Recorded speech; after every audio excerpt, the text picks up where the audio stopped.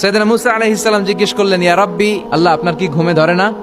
আল্লাহ বললেন, কোনো কথা বলা যাবে না, দুইটা গ্লাসের ভেতরে পানি নাও, পানি ভর্তি গ্লাস নিয়ে তুর পাহাড়ের উপরে দাঁড়াও। সাইয়েদনা মুসা আলাইহিস সালাম দাঁড়ালেন। আল্লাহরে আবার জিজ্ঞেস করলেন, আল্লাহ আমি জিজ্ঞেস করলাম কি আর আপনি করতে বললেন কি? আল্লাহ বললেন, কথা বলো না, যা বলেছি তাই করো। তো মুসা আলাইহিস সালাম কিছু বলতে পারে না, পানি নিয়ে দাঁড়িয়ে রইলেন। মুসা আলাইহিস সালামকে আল্লাহ বললেন, তুমি দাঁড়িয়ে থাকো আর ঘুম রে বললেন, ঘুম তুই মুসারে ধর। ঘুম যে এবার সাইয়েদনা মুসা আলাইহিস সালামকে ধরেছে। উনি ঘুমের ধাক্কায় আর থাকতে পারেন না, একবার ডানে যায় আরেকবার বায়ে যায়। ঘুমের ধাক্কায় হঠাৎ করে কাত হয়ে পড়ে যায় আর গ্লাসগুলো মাটিতে পড়ে খান খান হয়ে ভেঙে যায়। আল্লাহ ডেকে বললেন, মুসা বেশি কিছু হেফাজতের তো দায়িত্ব দেই নাই, শুধু দুইটা গ্লাস হেফাজতের দায়িত্ব দিয়েছি। ঘুমের কারণে এগুলোর হেফাজত করতে পারো নাই, ভেঙে খান খান হয়ে গিয়েছে। আমি যদি তোমাদের মতো ঘুমিয়ে যেতাম তাহলে পৃথিবীর সাথে সূর্য লেগে, সূর্যের সাথে চন্দ্র লেগে গোটা মহাবিশ্বটা এভাবে গ্লাসের টুকরার মতো খান খান হয়ে যেত রে মুসা।